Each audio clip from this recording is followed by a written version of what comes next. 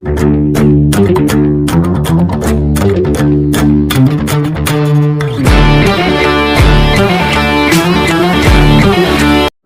you talk about Shiva, there is no parentage, there is no place of birth. It's very common to refer to Shiva as Yaksha Swarupa. Yakshas means always those kind of beings which are not human. So, all the enlightened people who've been… How many did you meet? Like, I've heard about many.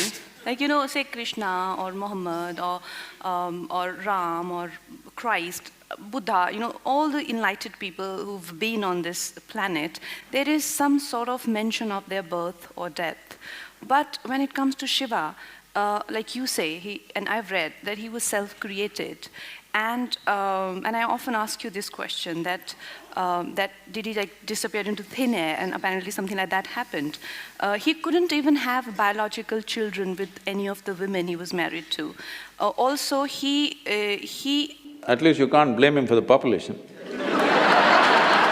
Sadhguru, I'm coming to something very important. There is a theory…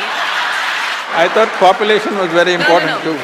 There is a theory that Shiva is alien. My favorite director, Christopher Nolan, made this film, Interstellar, which is one of my favorite films, where they are constantly referring to certain beings as they. They are communicating, they are talking to us, they are doing this, but they never really clarified who they were. Like, were they aliens, were they gods, who they were? And Sadhguru, like this, I think I felt it in, like when any creative idea comes to me, it has absolutely no intellectual grounds where I can go back and track it down. It's literally like a mail dropped in my head. It seems like it's from an outside space. This is not a confession. I know it's a confession, but Sadhguru, is it that we are being operated by an external, sort of outside beings? Is it that? Well, people who have no faith in human intelligence are looking up that intelligence will come from somewhere else. What we need to understand is, see, there are certain things which are very significant things in this country which unfortunately this present generation has completely forgotten, or very few people are reminded, and the rest of the world, some places they recognize, rest of the places it's not there. What the thing is just this, here we consider things like this. For example, in yoga, we call your spine the center of the universe, we call it Merudanda. That means it's the axis of the universe. What is a universe? Please understand this. Today scientists are admitting it is an endless universe. Forever we've been saying it's an ever-expanding universe. So we said your spine is the axis of the universe. That sounds ridiculous. Even without putting any load, most people's backs are hurting badly. They can't even walk or run or do anything. If this becomes the axis of the universe, what will happen? Why we are saying this is, see, you know there is a universe or you think there is a universe only by your experience, isn't it so? If you did not experience, if you could not see this, if you could not see like this and feel like this, you wouldn't know there is a universe. Only because of your experience there is a universe. And the center where your experience is being transmitted is through your spine.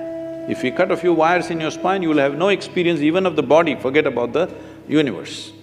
So because your ability to experience the universe is rooted and centered in your spine, we are calling your spine as the axis of the universe. Suppose this hall, see now we know the boundaries of this hall. Now we can debate whether this is the center of this hall or that is the center of this hall. Suppose there are no boundaries to this hall. How would you decide which is the center of this hall? Where you are is the center of the hall, isn't it? From this basis, we developed a whole possibility for a human being, how not just to believe these things, but to make it into your living experience. It is from this the word yoga came, that the inclusiveness happens not because I tell you, oh, I love you, you love me and all this stuff. Inclusiveness happens simply because you obliterate the boundaries of your individuality. Not because I love you, you love me, I hug you, you hug me, so because we are inclusive, no. All that will last for some time. Tomorrow if they do something that you don't like, it'll be finished. But you obliterate the boundaries of your individual nature. including your body, that you know how to sit here without being identified with the boundaries of who you are. Your physical structure, your mental structure, your emotional structure has a boundary. It may be large or small. No, I'm not talking about the body being large. It may be large or small, but it has a boundary. But there are dimensions which have no boundary. What doesn't have a boundary is non-physical in nature. So our focus has always been on that dimension, which is non-physical. That is why Shiva became the most important thing, because Shiva means that which is not, that which is non-physical.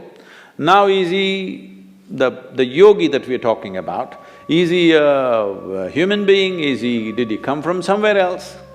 See, there are things, as you said, there is no parentage. When you talk about Shiva, there is no parentage, there is no place of birth, nobody saw him as a young boy to grow up. All the time when we saw him, he was about the same age. And we don't know where he died, such a significant human being. Even in those times, if he died somewhere, they should have built a temple, they should have built some kind of a monument for him. Nothing like that happened. So there is no birth, there is no death, there is no parentage, there is no siblings, there is no anything to prove that he was here. Does it mean to say we can assume he came from somewhere? Not necessarily.